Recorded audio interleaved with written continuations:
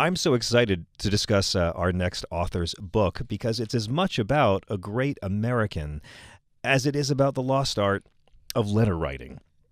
We're going to talk about the selected letters of John Kenneth Galbraith. Now, this is a book that allows you to actually read the correspondence the great economist and scholar and policy advocate and public official and author shared with people ranging from Bill Clinton to Henry Kissinger and pretty much everyone in between.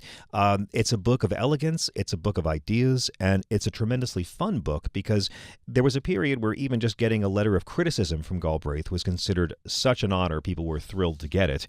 And in an age when we sort of think that letter writing was replaced by emailing, and emailing has now been replaced by two-word texts, it's a welcome antidote to remember we can still do this anytime. Sure. We might not be as verbose as Mr. Galbraith, but Richard P.F. Holt is professor of economics at Southern Oregon University, and he's authored and edited many books, two of which were named the Choice Outstanding Academic Title. He has amassed a truly inspiring trove of correspondence for the selected letters of John Kenneth Galbraith. What a pleasure to welcome Richard Holt to SiriusXM Insight. John, hi. Yes, John, it's a pleasure to be on your show. Thank you for inviting me. Thank you so very much. I got to start. This is quite a massive tome. Even in soft cover, my copy is close to 700 pages, and obviously this was a very, very prolific writer. And we'll get into what Galbraith was about. But what was it that first drew you to the idea of taking on a task like this, amassing decades and decades of letters from such a prolific writer? Well, the project started out with a conversation I had with Jamie Galbraith, who is John Kenneth Galbraith's youngest son, and we're friends. And over a drink, I asked him about his father's letters, and I said, "Are they still around?" And he said he wasn't sure, but he said if they were, they would be at the Kennedy Presidential Library in Boston. So in 2012, I went to the library and found boxes of letters, and then I went to the Radcliffe Institute for Advanced Study in Cambridge, found boxes of letters, and then finally I went to the Sterling Memorial Library at Yale and also found boxes of letters. So I actually accumulated over 40,000 letters, memos, and notes, and I read every one of them. Wow. I mean, Galbraith is celebrated for his letters and his, books as much as he is celebrated for his pithy one-liners, if you will. I guess they wouldn't be called pithy one-liners in his day, but, one of his most iconic quotes was, about the modern conservative, which I've heard quite a bit bandied about after the election, which was the modern conservative is engaged in one of man's oldest exercises in moral philosophy. That is, the search for a superior moral justification for selfishness. And I want to open with that quote because it's exactly, it really encapsulates his brilliance in that he can make such a potent, strong, and even strident point with such elegance that it was inoffensive to even the people he was criticizing. And your book bears it out because he wrote to conservative friends and acquaintances as much as progressives. Right. And actually that quote leads to the three main themes in the book. And I wrote it in such a way to have themes and to really tell a story. And when I was doing the research, I was just taken back by how consistent he has been. And the first theme, which I think is extremely important today, was the role that he played in defining post-war American liberalism. Without him, it would be very, very different along with the Democratic Party. And I think one of the nice things about the book is that if one really wants to understand the tension that's existing in the Democratic Party today between Bernie Sanders and Hillary Clinton, there's actually letters to them in the book. The letters book really provides some major, major insights. And then the second thing that comes out related to that is his commitment to fight poverty and his view to increase the overall standard of living in the United States. You have to have this balance between private and public goods. And then finally, a main theme that comes out is his absolute hatred of war, particularly the Vietnam and Iraq conflicts. And he believed that the best way to deal with conflict was through negotiations. And in fact, what's really, really interesting was Galbraith was the one who wrote the line in President Kennedy's inaugural speech, "Let us never negotiate out of fear, but let us never fear to negotiate." Ooh. And so all those themes work together in the volume. And, again, what's most telling is for every letter back and forth with Kennedy, you'll find letters with William F. Buckley or Ronald Reagan or Dr. Henry Kissinger. For all of his commitment to his beliefs, it seems that one of his most important core beliefs was there was no reason to have enemies, and you can be armed with your ideology and civility and have friends who disagree with you. Oh, absolutely. And I'm glad you actually brought that up, and I guess I'm going to do a little advertisement here. Actually, the next book I'm writing on is on the friendship between Bill Buckley and John Kenneth Galbraith. And the book's called Civilized Politics. And it's a story about their friendship that went over for 40 years, and I have hundreds and hundreds of letters between them. And they loved each other dearly. And what the new book that I plan to do is to show how they learned from each other. And through that process, they learned how to communicate, to be civil, and to really carry on a dialogue that was really meaningful for the American people. Well, that actually got me curious. When I was going through your collection, sir, was that one of the motivations for you for editing these letters together? It does sort of seem a love letter to not just the bygone age of letter writing, but the bygone age of political civility and dialogue. Well, actually, that's a good question. No. And it was just that I just appreciated Galbraith and his writings and some of his themes. But then in the research, I just found what you just mentioned. He had these close friendships with Henry Kissinger, with Bill Buckley, with Ronald Reagan.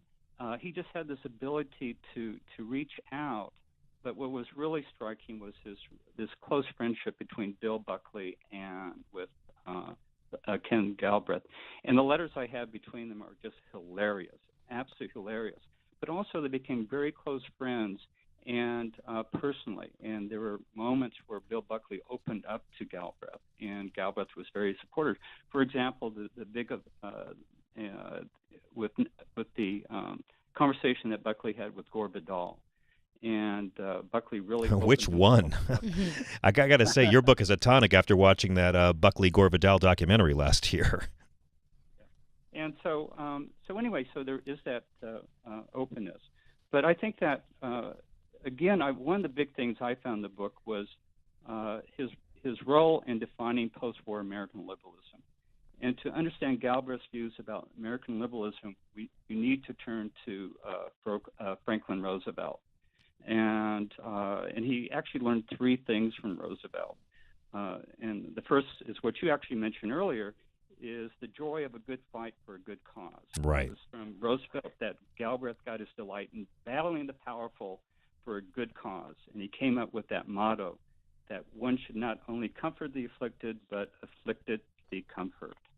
And then the second lesson he learned from Roosevelt, which is very important for the liberal movement, is to link ideas and values with practical problems. Galbraith, and it relates to what you've been talking about with Buckley and conservatives, Galbraith believed that the heart of American liberalism was not an overall grand design with a strong ideology like laissez-faire economics or Marxism. He believed a good liberal is pragmatic. And then the third big lesson he learned, which is very, very important, was the ability to extend a sense of community, a community not confined by national frontiers, but globally. And that really showed leadership. And it comes from another line from President Kennedy that Galbraith helped, right, which is, "And so, my fellow Americans, ask not what your country can do for you, as what you can do for your country." Wow. Very powerful. So can Galbraith be credited with that line? Well, I don't think, no, he can't be credited for that line. What he did was that, I think I mentioned the letters, I'm not quite sure. He helped edit that. Oh, and I see. That was a line that he communicated with Ted Sorensen about. And so the line basically, and what's interesting in that whole process was that there's a few lines that you can actually give to Galbraith and others where they were working together. And that was one line that they worked on together. Oh, okay. Well, it's all the more inspiring because he began his career. He worked under Democratic presidents from Roosevelt through Johnson, and I was curious, how did his celebrated post-war liberalism evolve? Was he brought up in a progressive household, or was it just the sum total of his experiences that made him not just progressive, but a really pragmatic progressive? One of my favorite quotes was when he said on a C-SPAN in the 90s, I react pragmatically. Where the market works, I'm for that. Where the government is Right, necessary, I'm for that. I'm deeply suspicious of somebody who says I'm in favor of privatization or I'm deeply in favor of public ownership. I'm in favor of whatever right. works in the particular case. I mean, that's so balanced and sensible. He could be banned from TV today for saying that. Well, it's interesting is that I mean he was brought up. He was born in Canada, and his father was a farmer, and sold actually insurance on the side. And his father was head of the Progressive Party in Ontario, in Canada, where he grew up.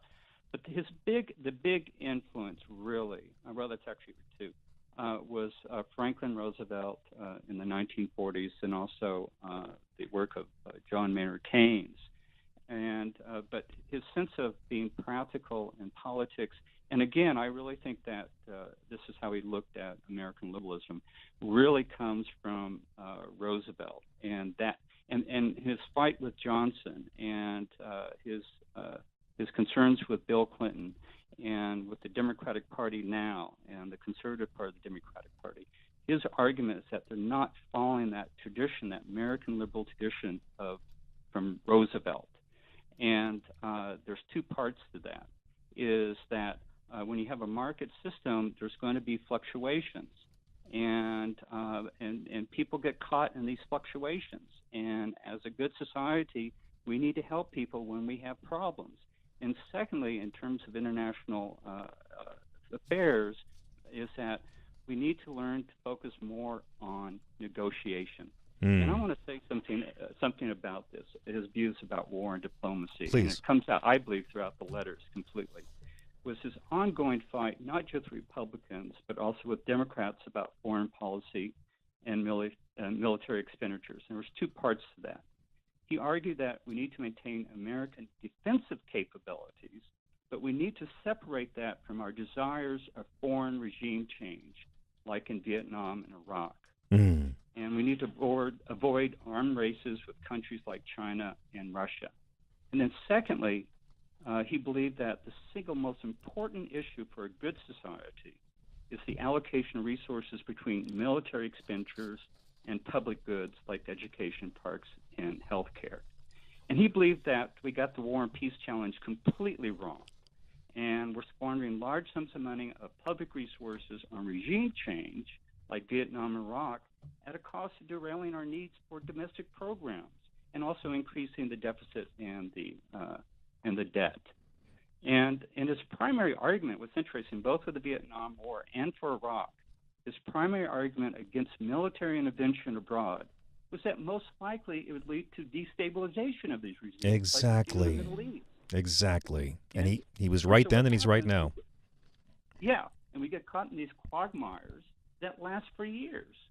And so the consequence of the invasion of Iraq, which comes out in the letters volume, is that this is totally unnecessary. It leads to a perpetual war in the Middle East, and we're going to take all these resources that we need in our country today for that silly war.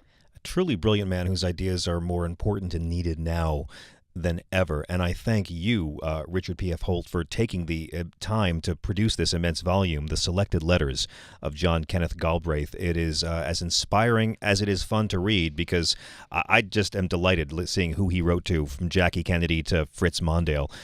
It's a book that's as fun as it is inspiring. What a pleasure to have you, Mr. Holt. Thank you so much for joining us today. Well, John, thank you so much. I enjoyed it very, very much. Well, thank you.